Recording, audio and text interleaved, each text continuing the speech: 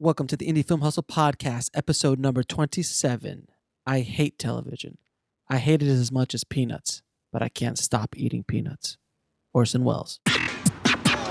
Broadcasting from the back alley in Hollywood, it's the Indie Film Hustle Podcast, where we show you how to survive and thrive as an indie filmmaker in the jungles of the film biz. And here's your host, Alex Ferrari. Welcome, guys, to a Thanksgiving edition of the Indie Film Hustle Podcast. I am your humble host, Alex Ferrari. Don't forget to head over to freefilmbook.com. That's freefilmbook.com to download your free film audiobook from over, or any audiobook for over 40,000 audiobooks over at audible.com. So happy Thanksgiving, my gift to you guys. And this show is brought to you by indiefilmhacks.com. That's indiefilmhacks.com, which is our Guerrilla Indie Film School download over almost 7 hours of tutorials and videos to help you guys on your filmmaking journey. So head on over.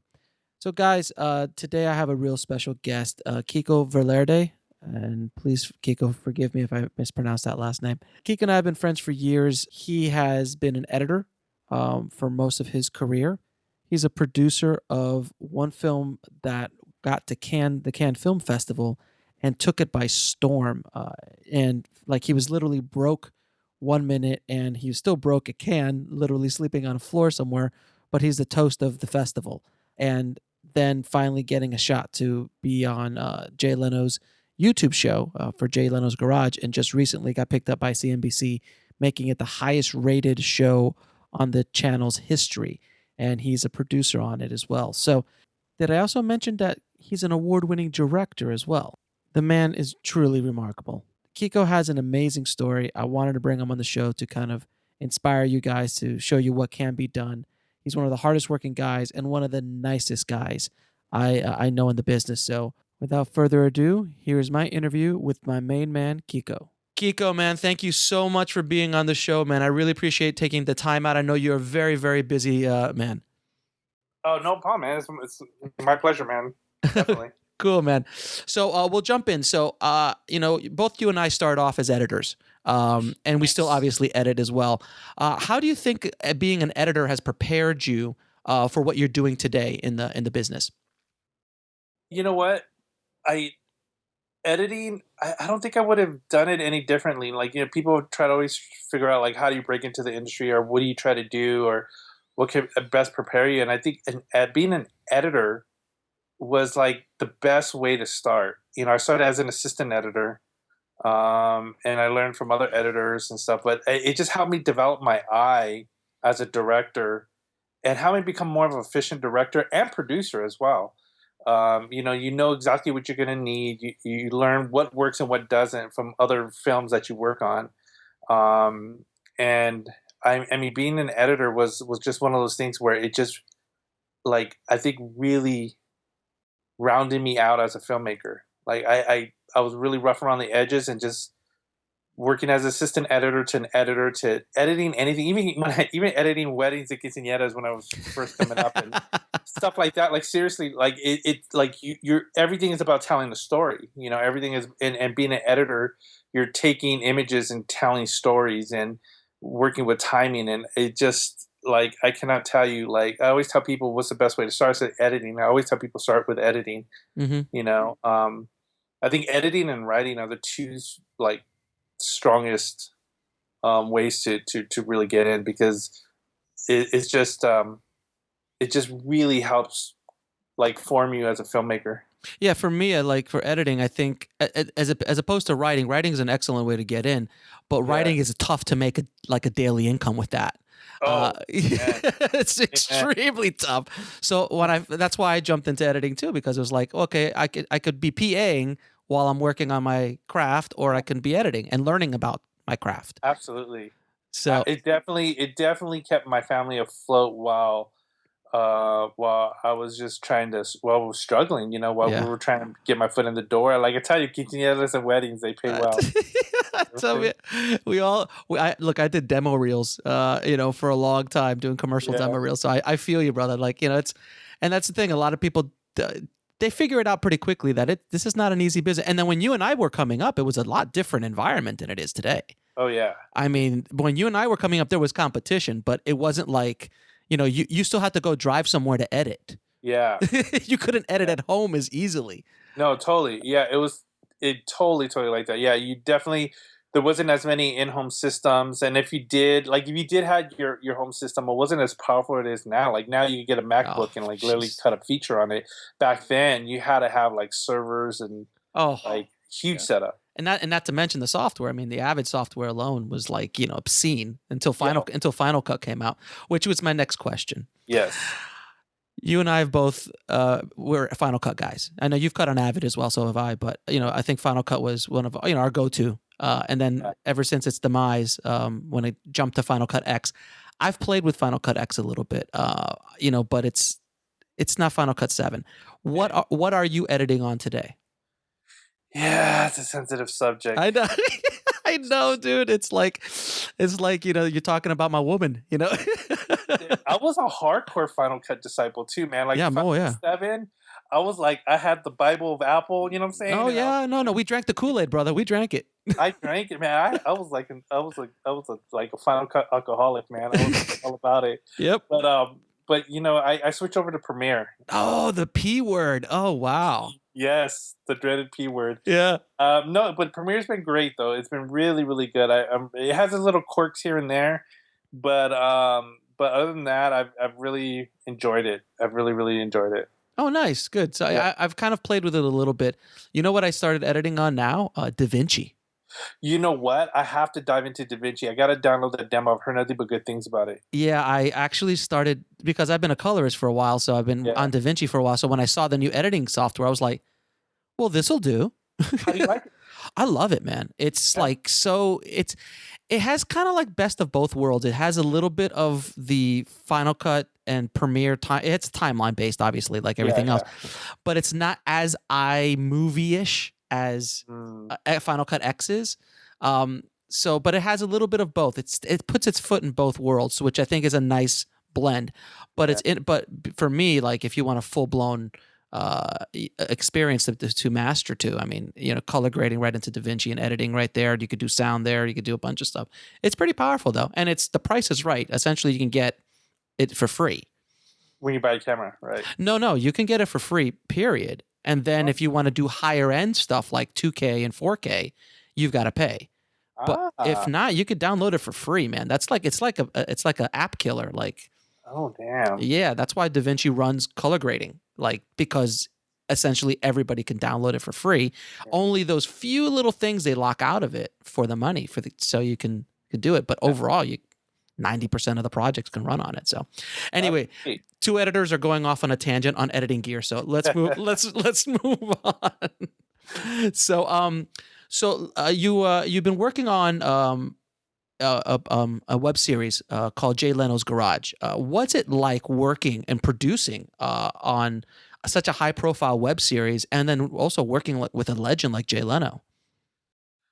Working on that show has been a blessing, to be honest with you. It's one of those things where I kind of just fell into it. I was working at NBC at the time. I was a struggling filmmaker trying to look for work. NBC was looking for a temp position for an assistant editor to edit these 30-second promotional clips for Days of Our Lives. And a friend of mine works there. Said, "Hey, you want to come in and do this gig? You're way overqualified for this, but I know you need a job. You want to do it?" And I kind of humbled myself, and I was like, I could have been like, "Nah, I'm editor, producer, whatever." Right. But I was like, "Screw it! No, I need the money." So I went in there and I did this little just cutting 30-second promo clips for Days of Our Lives. And then a month later, the producer for Jay Leno's Garage web series was leaving, and I threw my name in the hat, and I got in and started producing the show. And it was one of those things where it was kind of intimidating at first because I didn't know. I'm not a car guy, to be honest. You are now, I'm assuming. And now I am, but before I drove my little Prius, and that was good enough for me, and that was it, And right. And the Prius is a bad P word in the automotive industry. Like you say Prius, and if you're a car guy, you're like Prius, Yeah, But, that's fine. But you know what's sexy? Miles per gallon. Exactly. Exactly. That's what I'm all about. Yeah, right.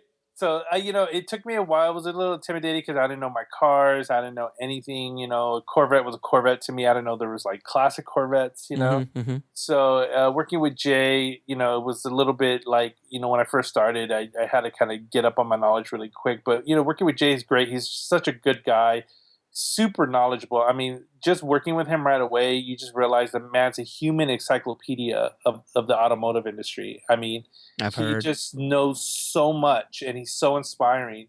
Where when you just talk to him, I mean, just the wealth of knowledge that comes out of him is just so amazing. He's just an overall nice guy, good, down to earth guy, and like I always tell people, he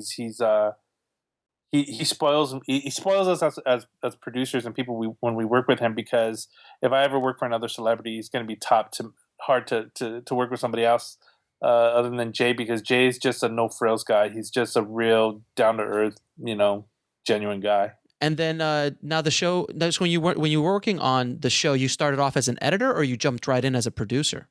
A predator. Oh, you were a predator. I was a Nice. producer editor. It was a predator. So I was editing the shows. I still am. I still edit the shows. Mhm. And I started off just editing and then showing up on set and helping out on set and stuff like that. So I was a predator, and then I moved into supervising producer, where I'm at now. Oh, that's awesome. And then that's going to be on CNBC, right? Yeah, it actually premieres tonight, Oh, on nice. CNBC, 7 p.m. On CNBC. So yeah, we're really excited. It's a television show. It's completely different from the web series. The web series is for like hardcore tech heads, like Mhm. gearheads, Okay. and the CNBC show is a little bit less gear heavy.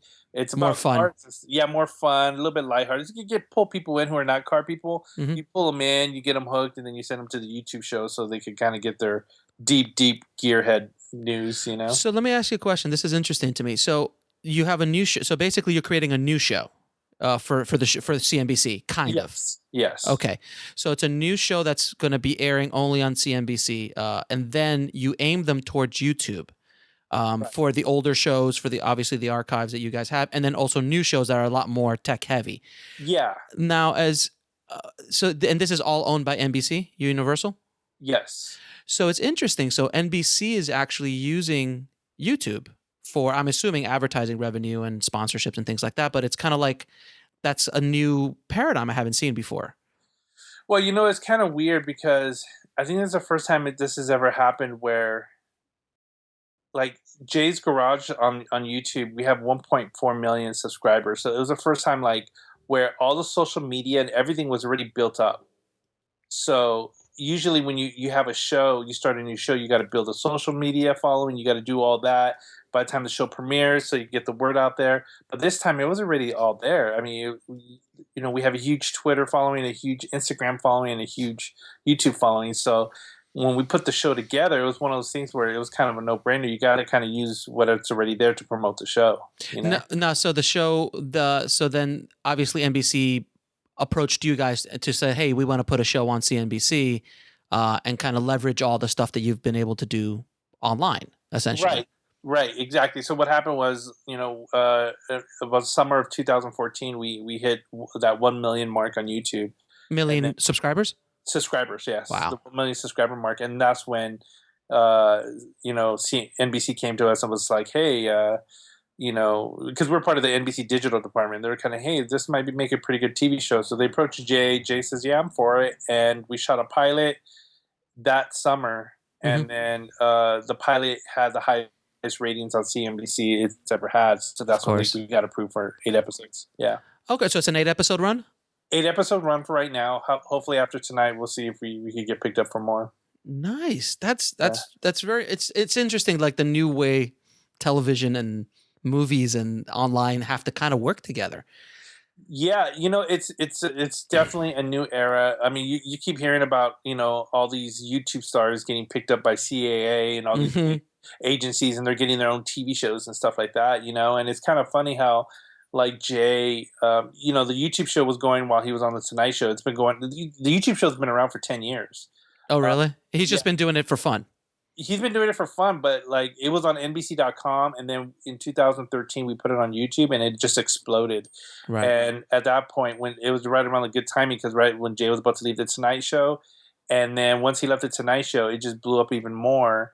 And then after that, they were just like, it's just one of those things where like people do that on YouTube all the time, or they grow these shows into TV shows, and it just happened to be a perfect second launching vehicle for Jay. Yeah, exactly. Because Jay's Jay, Yeah. and he's retired, so he needs to have something to do at this point. And he's so passionate about it. Like when you watch the show, you will see like a different side of Jay. That's one thing everybody says when they watch the show. They're like, I've never seen him so passionate, because everybody says, when he was on the Tonight Show, he was just kind of like, yeah, celebrities. But yeah, he did it for 20. How many years did he do? 22 years. Yeah, yeah. But now that he's now he has this car show. I mean, you'll see he's really passionate. He's super knowledgeable. He's having fun. He's like a retired guy who's having fun with really fast cars. And it was kind of like what Jerry Seinfeld did with Right. that show that he has. Oh God, what's it called?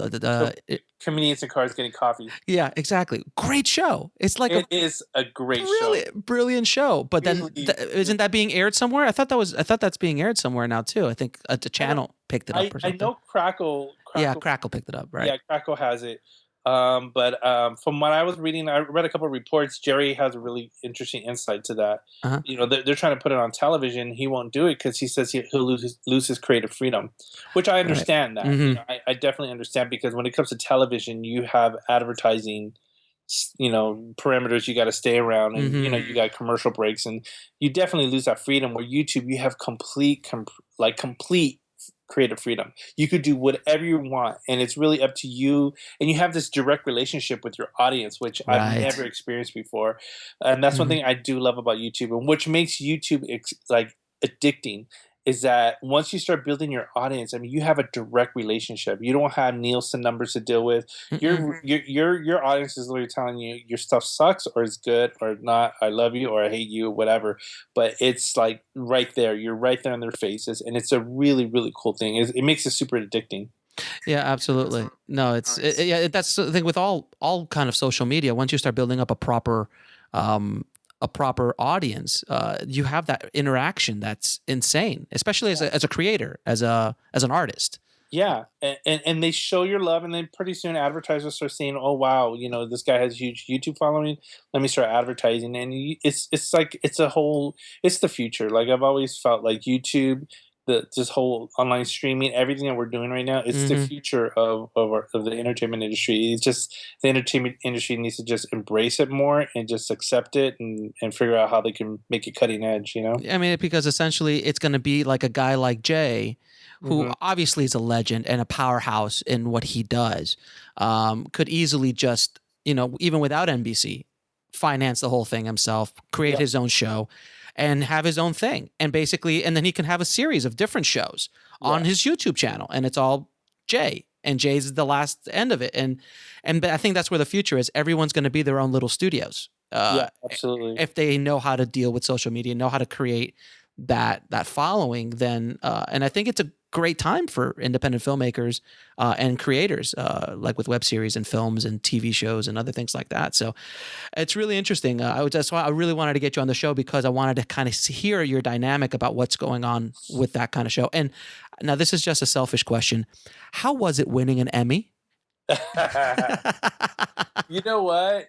It's been cool, man. It's been a really, really cool experience. The year I joined the show is the year that we won an Emmy, and it was just crazy. I happened to get on the show the same year, and it was one of those things where it's like, I can't believe this is happening. Like literally the year before, I was struggling for money. I was struggling to find a job. Right. And then a year later, I'm at the Emmys, and I'm like, what is going on? Right. But it's crazy, man. It's an honor, and we've been nominated 3 years after that.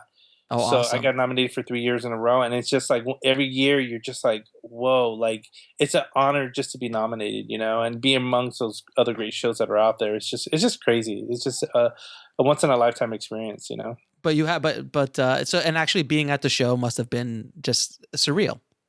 Oh man, it was crazy. It's like you look around and you got like Bryan Cranston right there. Right. Like, I met Steven Soderbergh, which was crazy. I'm a huge Steven Soderbergh fan, and Sure.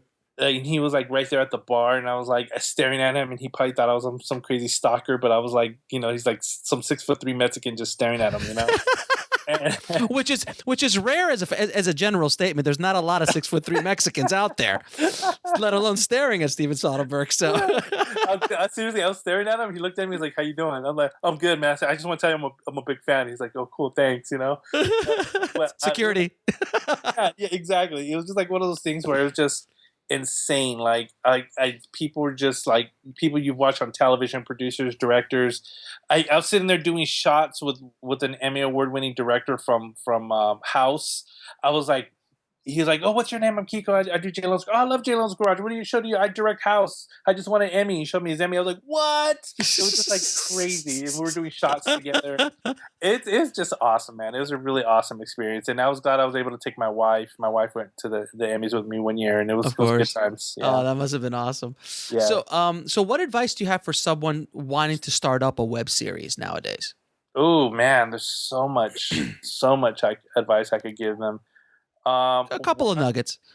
One thing I could say is, if you're gonna build a web channel or a YouTube channel, plan it out.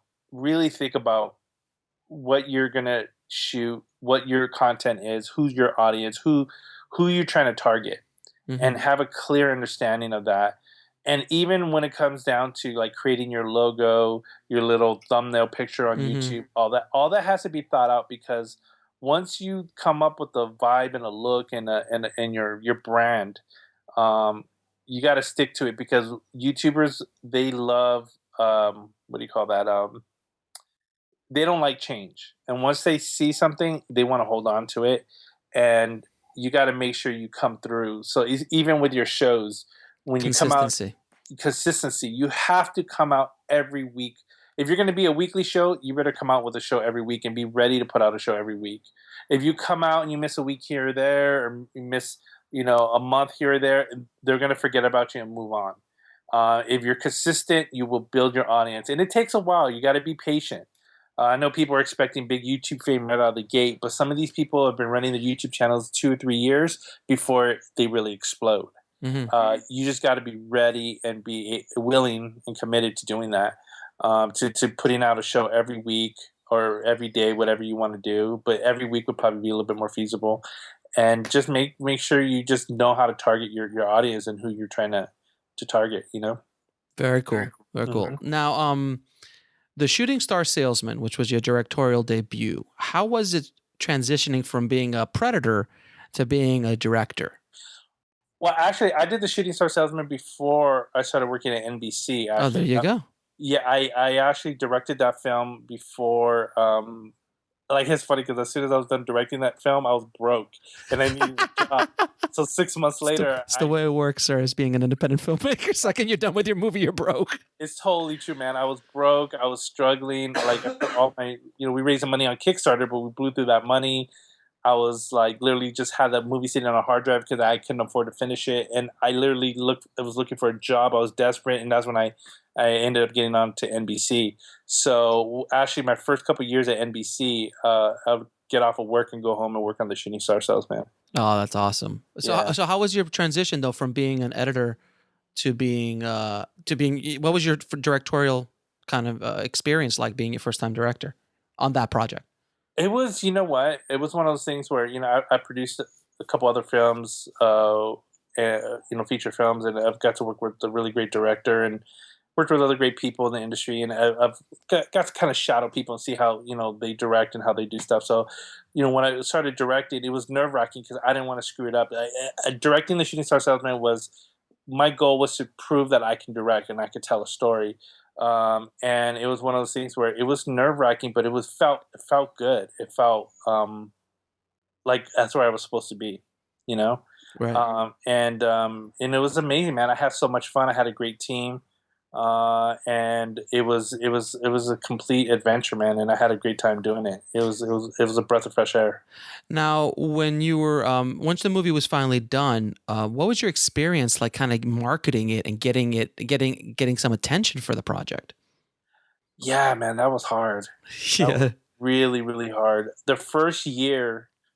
I like that you just started that conversation, that sentence like that. The first year of marketing. The first year, yeah, it was the first year of us putting it out there. like it was practically like we're begging people to watch it. Like, Right. please watch our film. And you're going to festivals, submitting it to festivals and stuff, and it just wasn't getting any traction. I mean, I think I submitted to over 50 festivals, and I only got Uh, into 2. oh wow, really? Yeah, I got turned down left and right. It was bad. It was But why? It's a depressing. good film, and it seems like it would fit beautifully in a schedule, like so you can program it nicely. No, no, man. We got turned down from the first festival to ever accept me, and it was after almost a year of submitting it, Uh huh. was the New York Latino, the HBO New Sure. York Latino Film Festival. They were the first ones to take me, and before that, I was getting turned down left and right, and I was kept, you start questioning yourself as an artist. You're like, Uh, dude, do I suck? Like, am I delusional here? Does my film suck? And I'm thinking it's good, but it really sucks. right. And it was one of those things where it was so depressing. And then when the New York Latino Film Festival took it, I was like, okay, good, good. There's hope. Right. And then it was just one of those things where I had to figure out another way of doing it, of getting it out there. And you could create a trailer and put it out there, but it's there's so many films out there, so many short films that, like, it's hard for people to sit there and watch it, like, to sit there and want to watch it or be a part of it. So it took a little while. It took me, like, I made a behind the scenes making of it. That Mhm. helped out a little bit. People got interested because once they started seeing the behind the scenes, they're It like, was oh, beautiful. It was yeah, beautiful. thank you. They were like, yeah, maybe I will want to watch this film. So it was doing a lot of that. And then also too, I started doing, once Instagram started taking videos, I started doing micro trailers. Okay. So 15-second trailers. 50-second trailers. And then if a festival accepted me and I knew we were going to screen at the festival, I'd put the festival logo at the end just to put it out there so people, like, not only you're branding your film, but you're branding the festival too. And you're like, hey, and they appreciated that. So stuff like that, I just started doing it, and it started spreading the word. Programmers started talking to each other like, hey, you got to see this film, The Shooting Star Salesman. And that's the thing. You really got to get programmers to watch your films, because they may not accept your film into their festival, Mhm. but they talk to other programmers. Right. And they're like, hey, so programmer, you should watch this film. I didn't have it at my festival. I wanted to, for whatever reason I couldn't put it in, but you should consider it. And then they say, oh yeah, I love this film, let's program it. And then they reach out to you. So it's really about getting programmers to watch it and getting them to talk about your film, because that's how you'll definitely start getting the buzz. Very cool. Now, how was it working with such a ridiculously amazing cast like Yancy Arias, Jason Gedrick, and Sidney Poitier?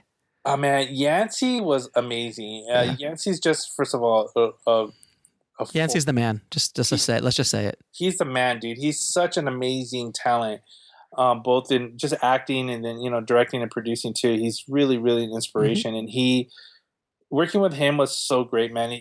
He trusted me. I mean, it was my first time directing, and he was, he has a resume that's amazing, and for him to say, yeah, I trust you as my director, I was like, whoa, that was an honor. And him working with my son, because my son starred in the film, Mhm.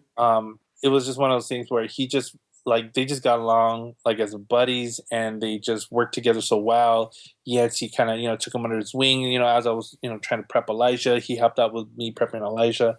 And he just, Yancey just dove into the character. He did his homework. He'd call me every night and be like, hey, ask certain questions about the character. I mean, for being a short film, this is not a feature film. This is not a studio film whatsoever. This is complete independent. And he just did his homework. He studied. He was really fascinated by the character, and he just did his own homework on it, and took chances on stuff that I didn't even think about that worked out perfectly. So it was a complete honor to work with him. And then of course he brought on Sidney Poitier and Jason Gedrick, who are both amazing to work with too. Sidney, she would do little subtle stuff that I didn't notice until post. That was like brilliant. Like she would do certain things and say her line a certain way, or look at Elijah or Yancey a certain way, and I was like, wow, that's brilliant. That says a lot without saying anything, And she was great. It was, like when I watched the movie and I saw Jason in it, I was like, one of my favorite movies growing up was The Heavenly Kid. Oh yes, dude, that movie, and of course Rooftops. But that's now I'm going really far Iron back. Eagle, bro. Oh well, of course Iron Eagle. How can we forget about Iron Eagle 1 and 2? Dude. But Heavenly Kid, man, I freaking loved Heavenly Kid growing up. So when I saw him, I'm like, oh, that's awesome. Yeah, it's like we geek out that way. So what advice would you give a young director about to direct seasoned and experienced actors? Because I know a lot of, independent directors, a lot of times they're either using, or working with, actors who are not that seasoned or young or their friends.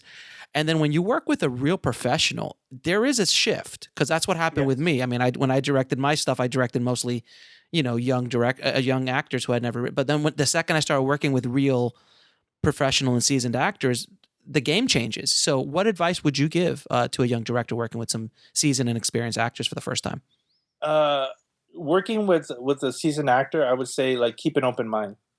I know a lot of times you walk in there as a director and you have your vision and you have what you want to do in a scene. But I love to keep my set like open and collaborative. And when you do that, an actor really appreciates that. And I think working with Yancey, he made a lot of suggestions where, I could have been like, no, this is the way I want to do it and that's it. But I Yeah. heard Yancey out and I said, you know what? We have time. Let's keep our options open. Let's shoot it the way you saw it, and I want to shoot it the way I saw it, and then let's see what happens in the editing room. Hmm. Because it's really about film. Like I think any type of film lives stronger when it's a collaborative environment. Hmm. And if you become an iron fist and say no, this is the way I want to do it, and that's it, and then you're choking your film. So it's very good advice. It's Yeah. actually really, really good advice.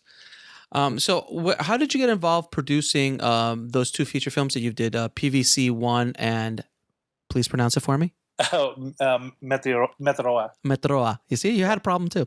Yeah, both of those were nominated for in Cannes and Berlin Film Festival. So how did you get involved with those, and what was the experience producing those kind of films?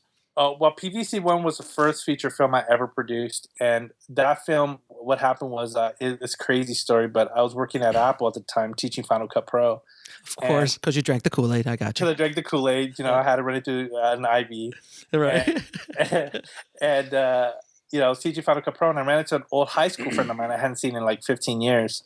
And he comes in and he's like, "What are you up to these days?" I said, "I'm a filmmaker." He goes, "Oh, I am too." He goes, "So we exchange business cards." And then 3 weeks later, he calls me and he's like, "Hey," he goes, "I have a friend I went to film school with, this guy named Speedos. He's like this crazy director. When you meet him, he said he's short and he has hair like Einstein. His hair is like sticking straight up." So he says this guy's he's a brilliant director, but he has this film he wants to do and he needs help with post production. He needs producers, and I'm thinking about producing it, but I want to meet with him, and I think maybe you might want to be involved. And I was like, sure. So I met with this director. I met with my high school buddy and this director, and he had this idea about shooting this film in one shot, 85 minutes, about this woman in Colombia who had a bomb strapped to her neck. Wait a minute. Hold on a second. Is this that movie? Yeah, This is the movie that I heard about that they did the whole thing it won like an award at Cannes, a technical award because it did the whole thing in one shot. yeah, yeah, Holy cow, man! yeah, I didn't I didn't connect the two. yeah. That thing was huge. I mean, everybody was talking about that movie because of what he did. That was like an Yeah. insane movie. Oh, Yeah. awesome! Yeah, literally, we shot the film for $4,000. Speedos went to Colombia, shot the film. One shot, brought it back here to the U.S. We did all the post production, and Post production meaning what? Looking at it and doing audio. basically, unfortunately, it was so humid in Colombia when we shot it, and we shot it on the DVX 100 on a mini DV tape. Oh, Jesus Christ! And it's when the 85-minute DVX tapes came out. Remember? Yeah. Yeah. We literally took it to the end of the tape, and by the time he got the tape back, it was so humid that the tape started like coming apart, like basically like getting mold. Oh So my there's a lot of God. parts in the film that like got digital hits. Uh-huh. So we had to go in there Clean it up. and rebuild pixel by pixel those images. Mhm. And also too, it was a lot of sound design. Okay. Yeah, a lot of sound design. Since it was one shot, there's really no editing. It Right. was more, adjusting exposure throughout the film and doing the color correction Gotcha. and doing the sound design. So yeah, so we did the film, and then I took it around, try to get around Hollywood, try to get people to see it, and people watched it and wanted to go straight to DVD. We told them we want to go to cons. Everybody laughed in our face. All right. Said, "No way, you guys can be able to go to cons. There's no way." So we ended up taking the film back, and we submitted ourselves, and we got into cons, and we got nominated. And did you go to con? Yes. How was that? amazing. It was just as amazing as I thought it would be, even more. Now you're still broke during this time, right? Oh, hella broke. Yeah. Okay. Yeah. Yeah, I was working for Apple, but I mean, I was getting paid. I mean, I was getting like $900 every 2 weeks and trying to Nice. support my wife and my kids, you know? Jesus, man. Yeah, That's but craziness. But you're like, hey, I'm a can. I had to take out a loan to go, man. I remember I took out a loan for $5,000 to go to cons for 2 weeks. Jesus, And man. we all slept in this small apartment in cons. We all like slept on the floor while we Oh, were there. so And very, very, very luxurious.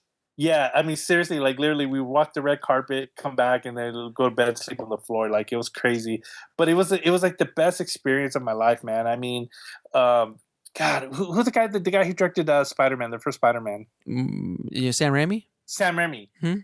We were sitting in the Hollywood Reporter tent, right? And we're, all the hustle and bustle, like all these agents were like pulling at us and, oh yeah, we want to sign you. We want to sign you. So we're sitting there and this man comes up to us and says, are you the PVC1 guys? And we're like, yeah. He goes, I'm a huge fan. Congratulations. I watched your film on the plane ride over. I can't wait to see what you guys do next. And he shook our hands and he walked away. I had no clue who he was. My executive producer Wow. was like, do you know who that was? I'm like, no. He goes, that's Sam Raimi. I'm like, what? I had no clue. Sam Raimi came up to us and just gave us so much love and so much praise. And I just didn't even realize that was him because it was just so many people, so much hustle bustle around. Yeah, it was crazy. That's awesome, dude. That's a great story. Yeah, yeah, yeah. It was S- really, really crazy. So, let me ask you another question. Why do you love the business? What is it about this ridiculously unpredictable lunacy that is the film business? Why do you love it so much? I think I love, at the end of the day, telling stories, man. Like Hmm. at the end of the day, it's really being able to create images and to tell stories is my passion. I can't see myself doing anything else, you know? Um, I I can't see myself being like a teacher. I can see myself being a police officer. I'm passionate about telling stories, getting in there and just really beautifully telling a story, and working with a creative team and doing that. I mean, at the end of the day, I just love that.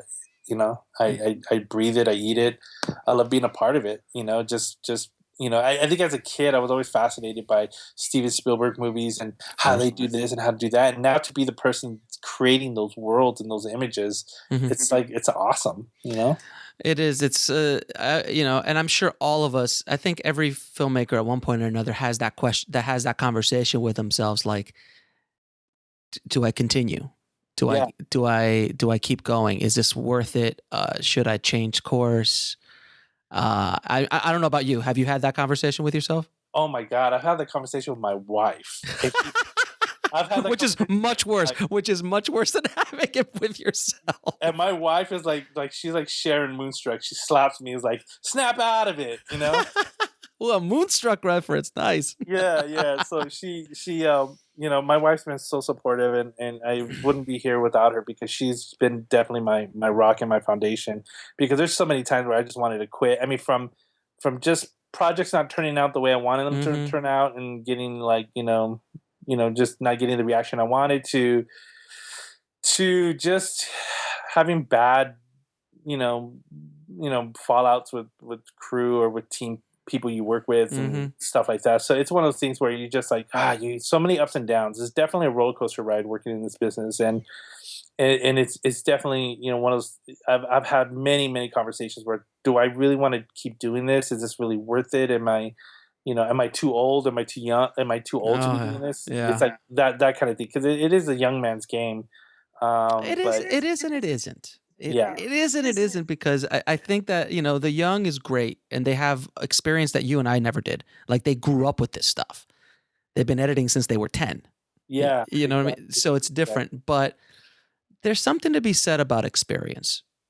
There is. There really Yeah. is, and I think a lot of these kids coming up, I mean, they're super talented, but there's something about having life experiences that Yeah. adds an extra depth to your films. Not only that, just not only life experience to like make you more flavorful as an artist, but just business experience, the film business experience, which is, Yeah. you could be a fantastic artist, but this business will eat you up and spit you out without question. I mean, like I've had that conversation with myself a million times, literally like, okay, I don't know if I'm going to keep going. I don't know if I'm going to keep going. And then the only answer I've ever come up with, like, so what are you going to do?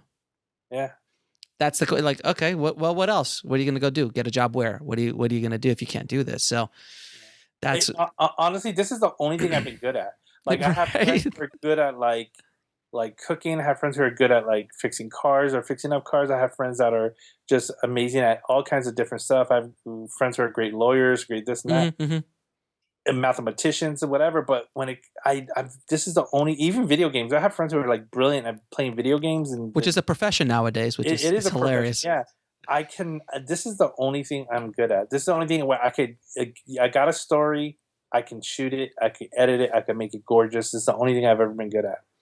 So you're obviously working on Jay Leno's show right now. Now, Right. Are you going to be doing any more feature work, independent work, shorts? Are you going to be directing again anytime soon? Oh, well, yeah, definitely. I'm working on another short right now. I'm trying to get together, and I'm actually just got attached to my first feature film. Oh, great! Yeah, so we're just waiting for the funding, but I'm attached to it. Nice. Yeah. Congrats, man. Congrats. Thank you, brother. Hey, man. I know. Look, I know how that game is played too. So yeah. Congrats. Right. So this is the toughest question I'm going to ask you the entire interview. Okay. Prepare yourself. Okay. What are your top 3 favorite films of all time? Oh. No particular order, whatever tickles your fancy at the moment. Oh. Damn, that's so hard. I get every guest of mine does the exact same. Oh. There's one film. There's many films, but gosh, that's a hard one. Yeah, don't worry. It's not going to be engraved on your gravestone or something. Don't worry. Whatever. Just pick 3 films that really did something to you. But it's so like subjective because like there's so many filmmakers out there. Like, let's see what he speaks. Let's see what he says. Look, I'll tell you what. Look, I have a friend of mine, Suki, who was a guest on the show. He's a cinematographer. He's at the ASC, and I asked him that question, and I was expecting like, this really deep, Russian. He's a Bosnian.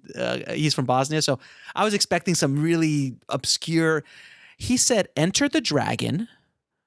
And I think like another, like I forgot the other one, but Enter the Dragon stuck out to me. I'm like, Enter the Dragon? Don't get me wrong, Enter the Dragon's a freaking awesome movie. Yeah. He goes, but that movie affected me as a filmmaker because when I saw it as a child, it kind of blew me away. Yeah. So don't get caught up like you have to say Citizen Kane.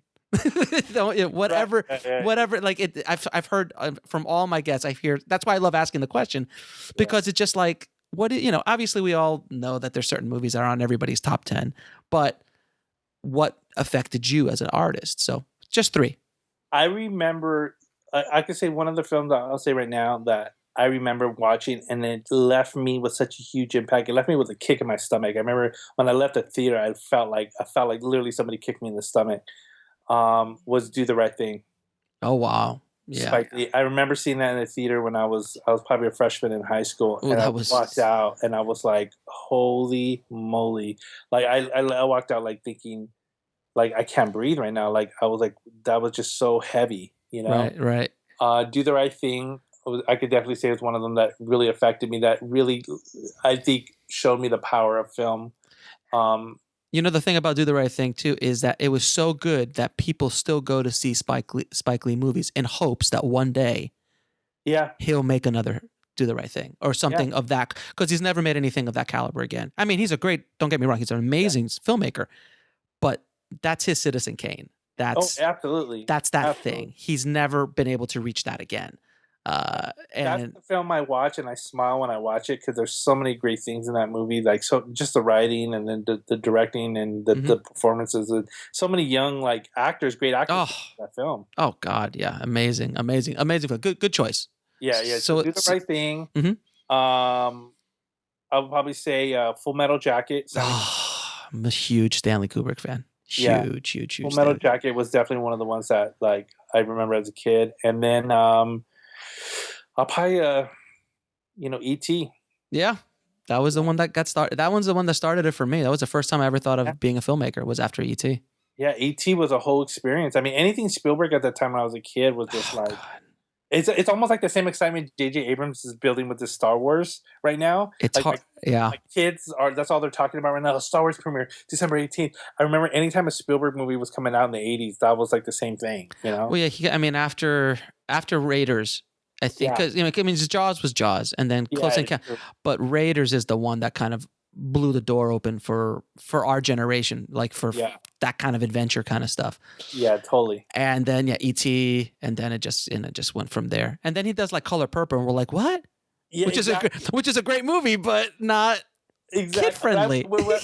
I went to go see The Color Purple. I remember having that same feeling. I went to The Color Purple thinking, oh man, it's going to be adventure. It's gonna be And then all like, of a sudden, there's just Whoopi Goldberg up there. And like, what's going on? Oprah, what's going on, Oprah? Yeah, like, why are you so upset? Why is Danny Glover so angry? Yeah, why you mad at Whoopi, Oprah? What's going on? Yeah. Very cool, man. So let me ask you, where can people find you and find what you're working on? They could kind of keep up with what I'm working on my website, KicoVelarde.com, KicoVelarde.com. And they could check out some, behind the scenes making of my film and, more news on my film at the Shooting Star Salesman.com. Oh, very cool. And then obviously Jay's show. Jay's show, JayLenoâsGarage.com. You can watch that on YouTube, the YouTube channel, subscribe. You can subscribe to the channel and get weekly updates on all our shows. And then, NBC.com as well. How many archived episodes do you guys have of that show? We have about 1,200 episodes. Jesus. Yeah. Wow. So you guys are getting views left and right. People are just continuously finding stuff. It's crazy, dude. We're averaging right now about 250,000 views a week on our new videos. So it's crazy. It's like it's just getting massive views. And it's just growing. It's like right now, everybody's on YouTube's calling us the best car show on YouTube, which is an honor because there's so many great car shows out there. Sure. Of course. Yeah. That's so awesome, man. Kico, thank you so much for being on the show, man. I really, really appreciate you taking the time out, man. Well, thank you, Alex. Thanks, man.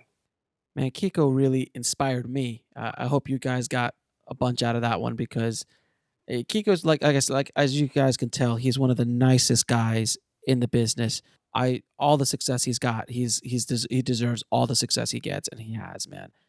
He's busted his ass for years, and he's come up on top right now. So I wish him nothing but the best, and I hope it serves as an inspiration to you guys that sometimes this business, well, not sometimes, pretty much all the time, it's brutal. It's tough. It's tough to make it in be tough to be able to make money in this business, to provide for your family. I mean, he was sleeping on the floor. And just like Kico, man, he took that little job doing like really, promos for NBC Online, and it was like really beneath his skill set and where he was.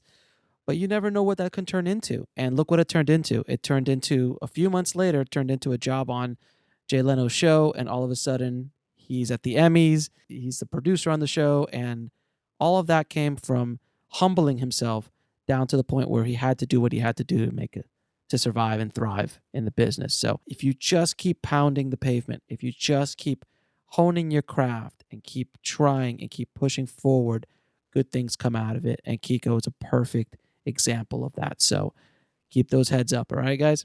Don't forget to head over to filmmakingpodcast.com, and leave us an honest review for the show.